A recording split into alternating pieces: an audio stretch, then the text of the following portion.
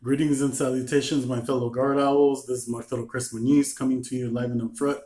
Um, Today, I would like to talk to you all about veladoras, which is 7 day to 9 day Roman Catholic candles.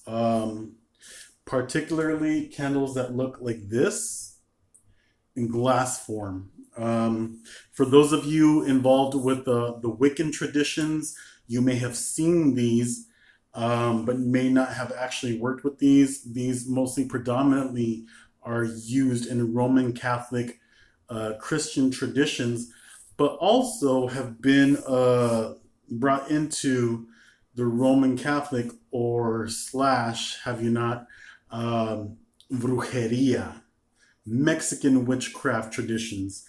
The reason why we like these is because, hey, it comes in glass, so it's a little bit more safer.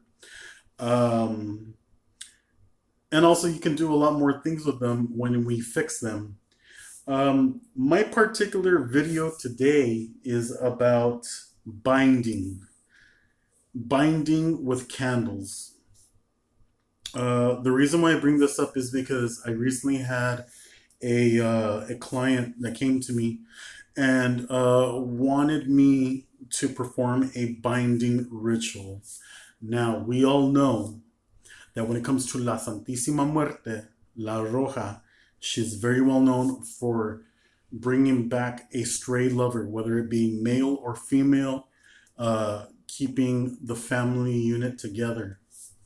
In some cases, we have to accept that we go to her as a just judge, a justo juez. We go to her as a just judge to rule out, is it really for us or is it really not? And when we do this, we may not like the outcome. Case in point,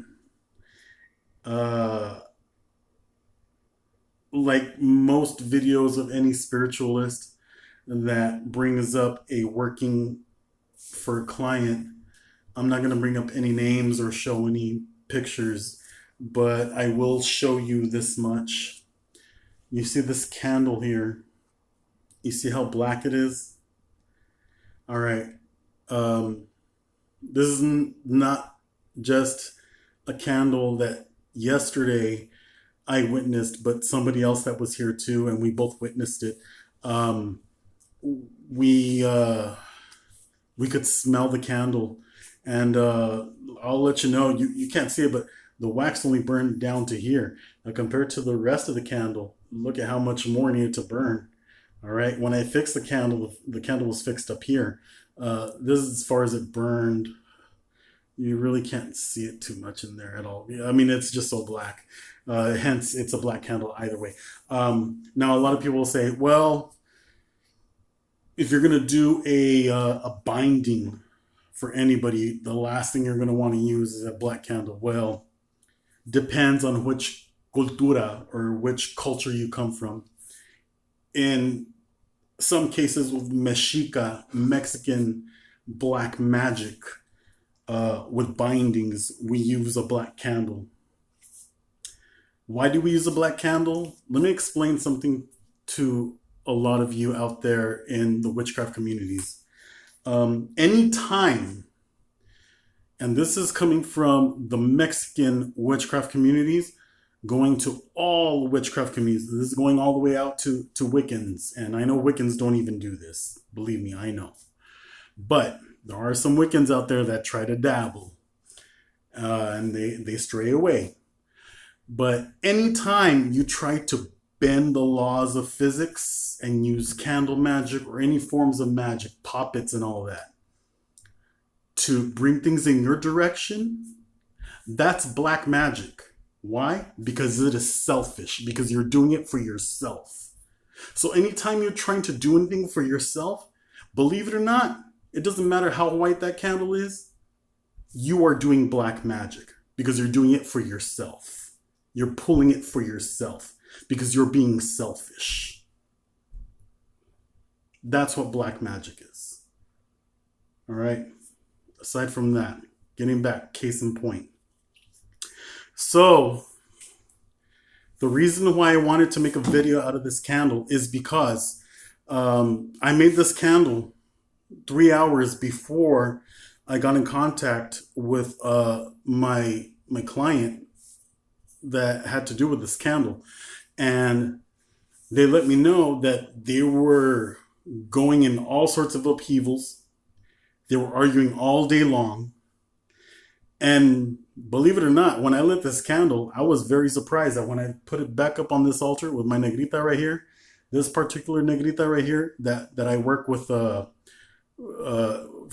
other people out there, for the public.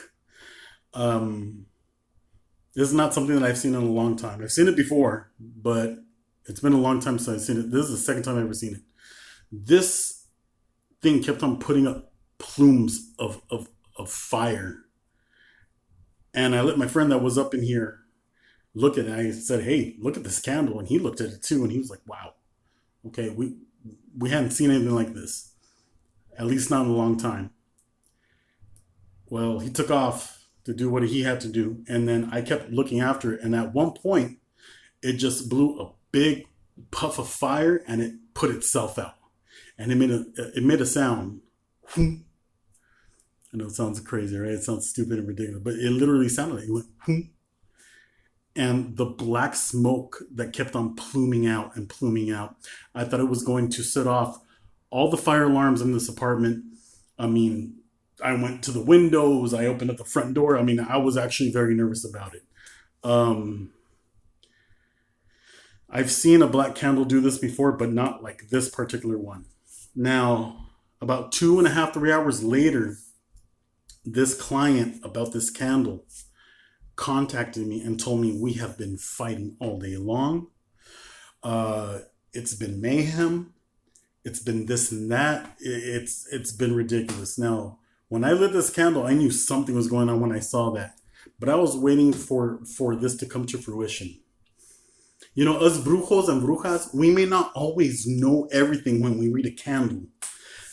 But guarantee you, the spirits will lead the people that we work for, bring the information to us. And on the same day, 2.5, 3 hours later, it came to me. And I was wondering, I was like, something is going on with this candle. Something is definitely going on with this candle, and I'm going to find out. 2.5, 3 hours later, we found out. Now, a lot of people want to say, well, you know what? We're going to put it out and we'll retry the binding. No. In Mexica Brujeria, when a candle goes out on its own, it goes out on its own in this way, shape, or form. All black, black soot all the way around. I mean, what else? What other affirmations do you want? Okay. So that's what this video is about, is candle magic with La Santísima Muerte, with La Negra, okay? With what was going on miles away with this client. And 3 hours later, mind you, the number 3, 1, 2, 3. I know I'll have La Blanca, La Roja, and La Negra up in here, orthodoxy. But in here and in here, we always do. We will always be shown what is going on. It doesn't take a candle. Sometimes it's going on, what's going on in the kitchen. It's going on in the household. You know, a lot of other cultures say, well, hey, when we're dropping things around, it's Loki. And Loki likes to make accidents happen. Loki comes from the Nordic traditions and this and this and that. But when Loki makes accidents happen, it's because somebody's up to no good. And they don't have the best interest of each and every person in the household. Case in point, same thing here. Different cultures, but same kind of significance. So that's what I wanted to show with this candle. I am primarily very well known for doing candle magic. I fix candles a certain way. I work with veladoras a certain way. I don't always fix every veladora the same way. I do what I do with them. But this particular candle, I have not seen a candle do something so outrageous. And I will use that term, outrageous. This was the most outrageous candle in the past 3-4 years that I fixed a candle of this form, the way I fixed it. So bizarre, and even when it went out on its own, to have to put out the smoke the way I had to and run all over the apartment to make sure that the alarms wouldn't go off. It showed a lot. So anyway, fellow guard owls,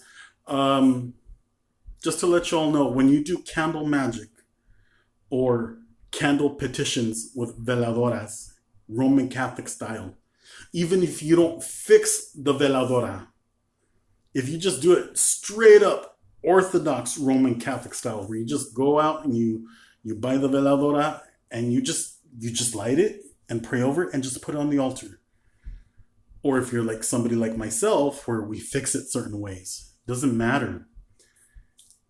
Even if you just buy the veladora from the store, you light it and you just put it on the altar. You don't do anything else. You just light it and put it on the altar and pray. You'll see some veladoras do some stuff. That is spirit. That is God. That is the Almighty. That is the energies that you're praying for to show you. When you pray, you are also asking for communication. And this showed me a lot. I knew something was going on. 3 hours later, I got in contact with that client. They told me we've been fighting all day, and it all made sense. So pay attention. You brujos and brujas out there of all backgrounds, Wiccan, I don't care if it's Luciferian, it doesn't matter. Let's be honest with each other. It doesn't matter titles. When you're doing any form of magic, any form of petitioning, any form of humanistic character, and putting energy into an object to show us something, forget all the labels and the titles. Titles and labels don't mean shit. Let's be honest with ourselves. When it really comes down to it, material, materia, that's what matters. This is what we're looking for. Titles don't do us nothing. This is what we're looking for. These are the signals and the signs to know them by. So, case in point, pay attention to your work. Pay attention to your trabajos. Pay attention to your intuition. And most of all, pay attention to your clients. Check on your clients from time to time. Would it really hurt you to pay attention to your clients? Yeah, we all have our personal lives, and yeah, we want to sit down and rest and whatnot. But you know what? We're spiritual people nonetheless, and don't let money ever take control of your mentality. Lo and behold, sometimes we get paid for doing these jobs, but you know what? When things like this come up, get in touch with your client, man. Be a real witch, not a snitch. Not a fake, not a false, not fictitious. Let's be real. All right? Pay attention to your trabajos. Pay attention to the affirmations. Pay attention to the signs. Pay attention to your clients. All right? And pay attention to yourselves, to your intuition. This is Muertero Chris. Al rato.